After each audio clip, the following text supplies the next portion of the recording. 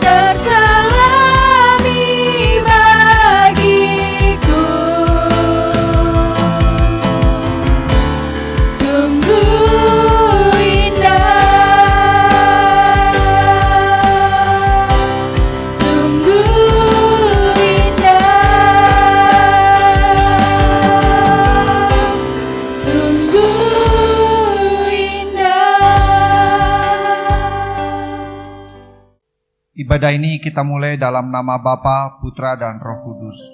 Turunlah kiranya atas saudara sekalian anugerah dan kasih karunia dari Tuhan Yesus. Amin.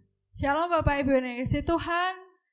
Saya yakin dan percaya bahwa saat ini walaupun kita ibadah di rumah, tapi kita tetap bersatu hati, kita tetap memuji Tuhan bahwa di minggu kemarin kita sudah merayakan kebangkitan Tuhan, dan di hari ini mari kita akan merayakan kebangkitannya lagi.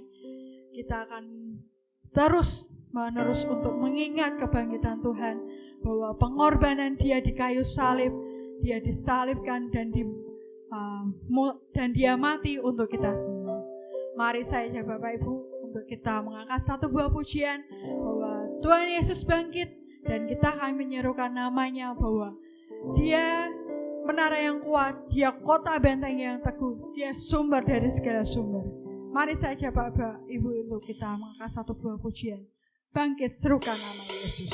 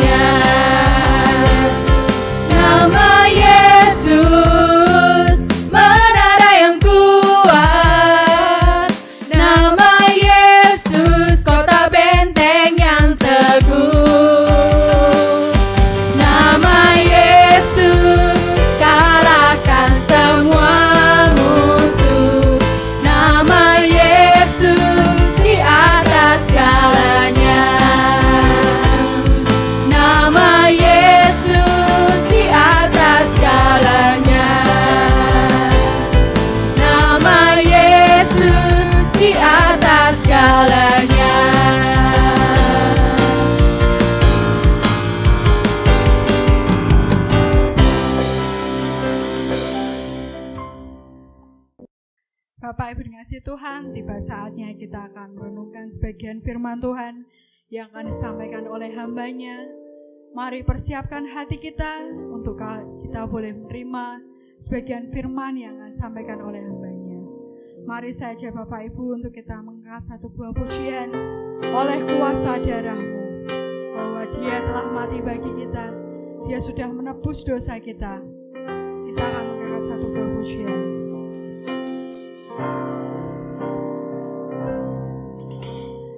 Saat ku masuk ke hadirat-Mu, bawa persembahan ke tempat kudus-Mu, pujian ku naikkan, sembah ku berikan bagi-Mu Allah yang mulia.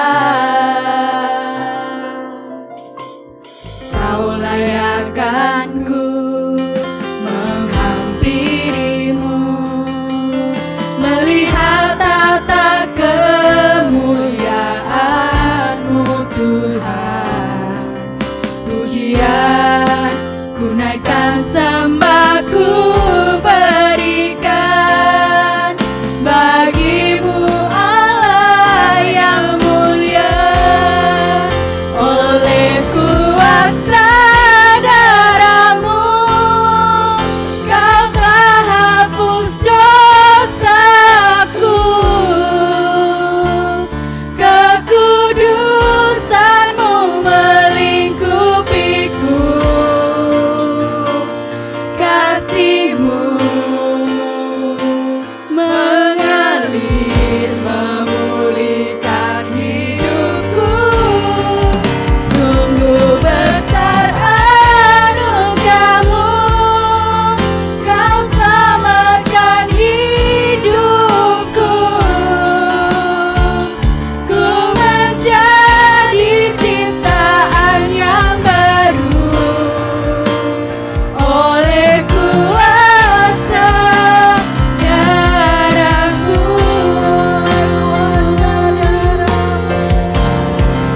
Oleh kuasa darah-Mu, Kau telah hapus dosaku. Kekudusan-Mu melingkupiku, kasih-Mu mengalir memulihkan hidupku. Sungguh besar anugerah-Mu, Kau selamatkan hidupku. Ku menjadi ciptaan yang baru oleh kuasa darah-Mu.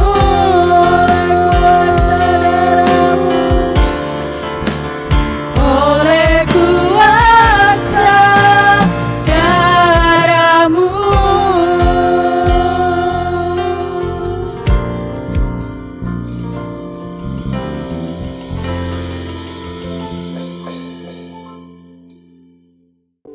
Shalom Bapak Ibu Saudara yang terkasih di dalam Tuhan. Kita patut bersyukur di minggu kedua Paskah ini Tuhan masih berikan kesempatan untuk kita hidup dan beribadah secara online. Namun sebelumnya kita akan bersama-sama berdoa. Mari kita berdoa. Tuhan, kami datang di hadapan-Mu dengan penuh kerendahan hati kami.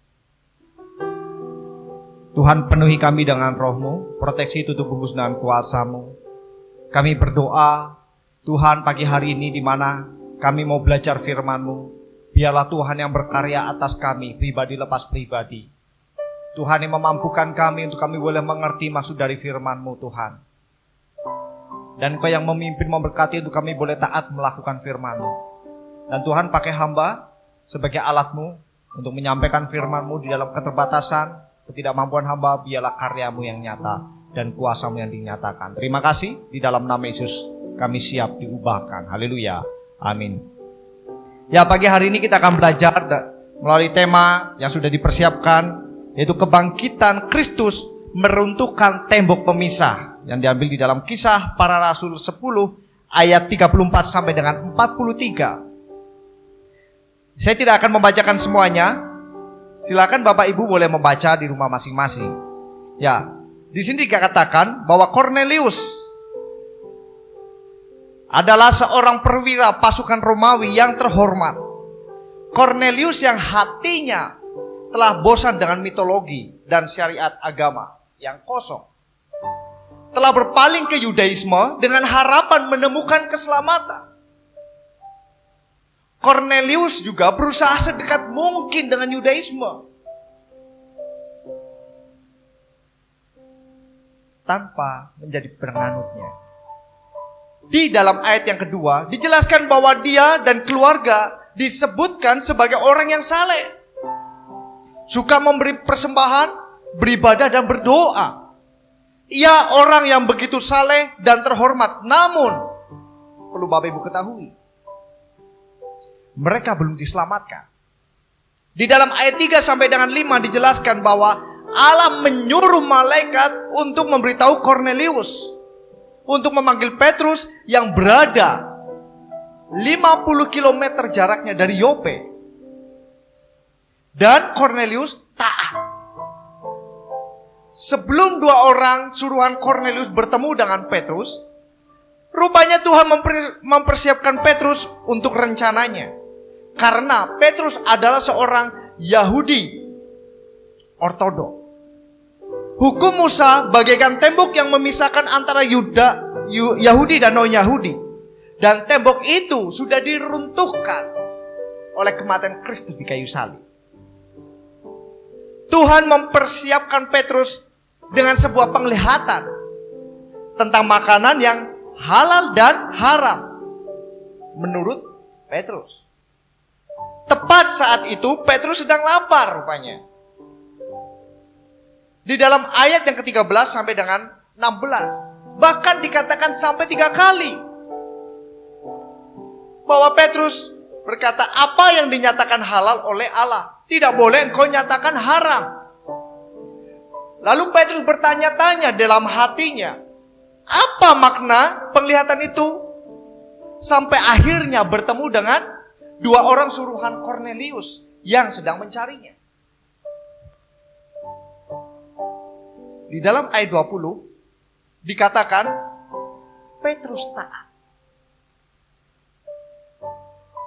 Lalu ayat 23 sampai 33 menunjukkan suatu kenyataan bahwa tembok pemisah antara orang Yahudi dan non-Yahudi telah diruntuhkan.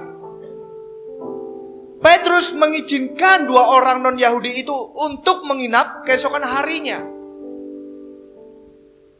berangkat menuju Yope, yang paling tidak memakan waktu 2 hari.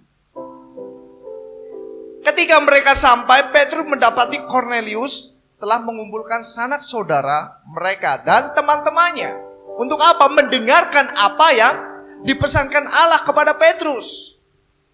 Di dalam ayat 34 saya akan bacakan.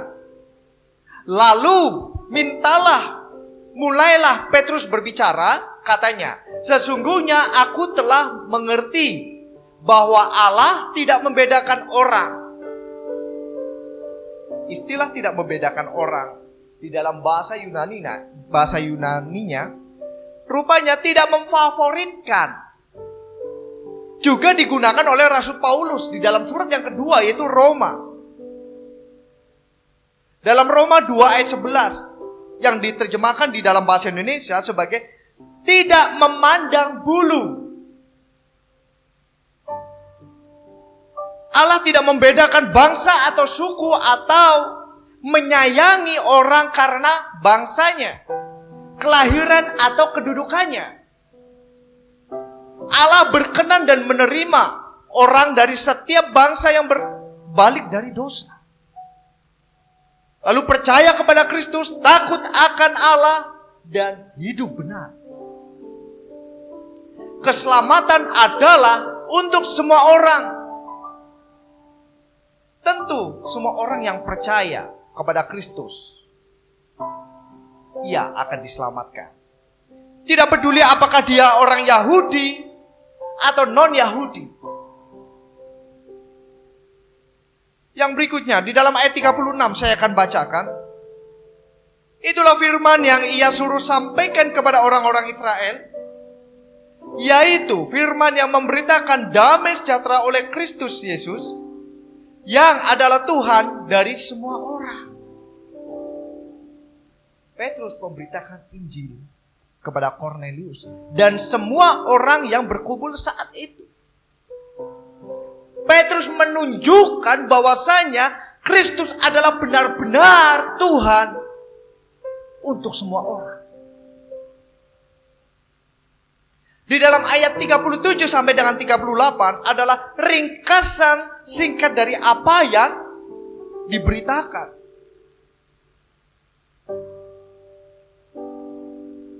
Diberitakan apa? Petrus tentang pelayanan Yesus di Yudea dan Galilea. Pengurapannya sebagai Mesias ketika ia dibaptis, perbuatan-perbuatan baiknya, mujizat yang dia lakukan. Lalu Petrus menyimpulkan kisah kehidupan dan kematian Kristus serta kebangkitan Kristus. Di dalam ayat 43, Petrus menegaskan bahwa barang siapa percaya kepada Kristus, ia akan mendapatkan pengampunan dosa. Dan saat itulah karunia Roh Kudus dicurahkan atas bangsa-bangsa non-Yahudi.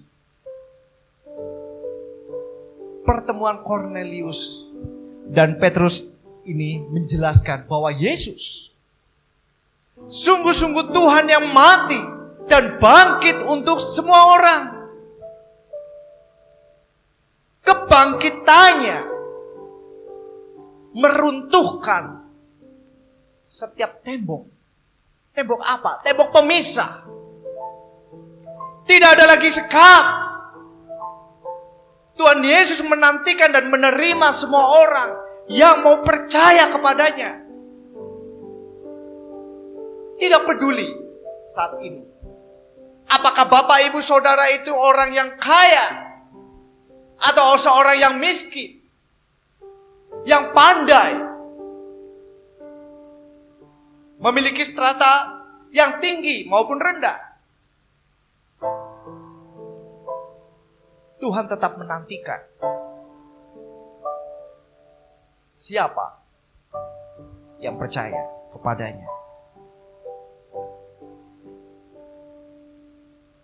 Bapak ibu saudara yang terkasih dalam Tuhan, saat ini percayalah kepada Tuhan. Percayalah bahwa pengampunan Tuhan akan berikan ketika kita dengan rendah hati mau menerima. Karena Yesus sudah berkorban bagi setiap kita. Dari setiap kita sebagai jemaat, dimanapun Bapak Ibu Saudara berada saat ini, yang sudah percaya, bagaimana hidup kita saat ini? Cara pandang seperti apa kita saat ini ketika kita memandang Tuhan? Apakah Tuhan yang terus memandang kepada orang-orang yang kaya? Atau orang-orang yang tidak mampu?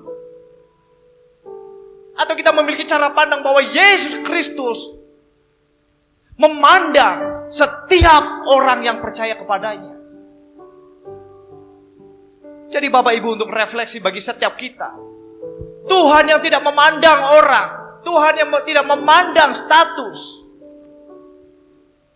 Demikian juga kita sebagai orang percaya tidak memandang kedudukan, strata, status sosial, ekonomi, dan lain sebagainya. Ketika Bapak Ibu Saudara masih memiliki cara pandang demikian, bertobatlah pagi hari ini. Selagi Tuhan memberikan kehidupan bagi setiap kita. Dan mari bersama-sama memiliki cara pandang yang baru bahwa kebangkitan Kristus sudah meruntuhkan tembok pemisah. Sayangi, ampuni, dan terimalah semua orang. Saat ini ketika Bapak Ibu sedang alami luka batin, dengan rendah hati datang kepada Bapa, ampuni orang itu. Ketika engkau sedang kecewa, lepaskan pengampunan. Ketika engkau sedang sedih, mari datang kepada Bapa, melepaskan pengampunan kepada orang yang telah membuat sedih kepada engkau.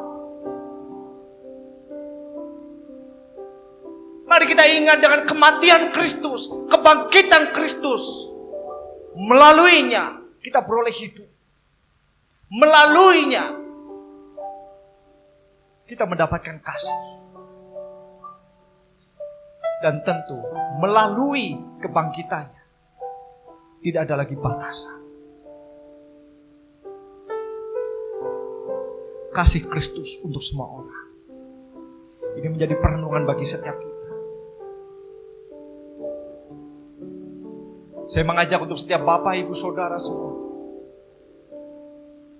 Mari ambil waktu saat teduh.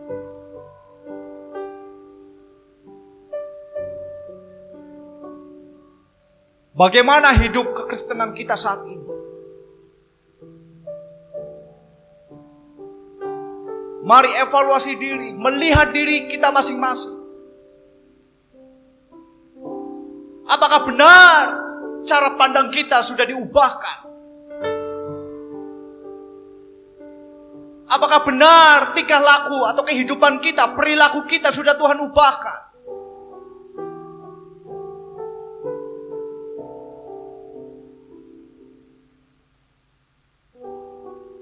Tuhan Yesus sangat mengasihi engkau. Dan Tuhan Yesus sangat menanti engkau untuk datang kepadanya.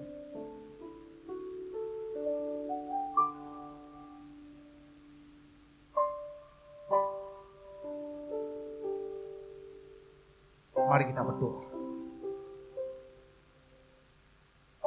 Bapa, di dalam nama Yesus, Tuhan, kami bersyukur untuk firman-Mu pagi hari ini. Dan biarlah karya Tuhan nyata atas kami melalui Roh Kudus-Mu yang ada di dalam kami. Untuk kami boleh mengerti maksud dari firman-Mu. Dan kami boleh menjadi pelaku firman-Mu. Kami berdoa di dalam nama Yesus. Kami rindu. Kami terus bertumbuh di dalam Tuhan. Boleh menjadi berkat bagi semua orang. Nama Tuhan dimuliakan. Terima kasih Tuhan. Terus Tuhan berbicaralah kepada setiap jemaat Tuhan. Dimanapun mereka berada. Melalui Roh Kudus-Mu yang di dalam mereka semua. Terpujilah Tuhan di dalam nama Yesus. Haleluya. Amin. Ya, puji Tuhan, pagi hari ini kita akan mengakhiri ibadah pada pagi hari ini. Saya mengajak untuk setiap kita boleh mempersiapkan hati kita untuk terima berkat yang daripada Tuhan. Diberkatilah engkau di kota, diberkatilah engkau di ladang, diberkatilah keluargamu, anak-anakmu, serta buah kandungmu. Diberkatilah rumahmu dan lumbung-lumbungmu, diberkatilah hasil bumimu, dan segala usaha pekerjaanmu. Diberkatilah engkau pada waktu masuk, dan pada waktu engkau keluar. Tuhan akan mengangkat engkau menjadi kepala dan bukan ekor. Engkau akan tetap naik dan bukan turun. Tuhan memberkatimu berlimpah-limpah dan memperluas daerahmu. Tangan Tuhan menyertaimu dan melindungimu dari malapetaka, dan kesakitan tidak menimpamu. Tuhan menyinari engkau dengan wajahnya dan memberi engkau kasih karunia. Tuhan menghadapkan wajahnya kepadamu dan memberi engkau damai sejahtera. Amin. Amin. Puji Tuhan. Selamat hari Minggu. Saya mewakili jemaat, majelis, hamba Tuhan GKMI Progo mengucapkan selamat Paskah. Tuhan memberkati.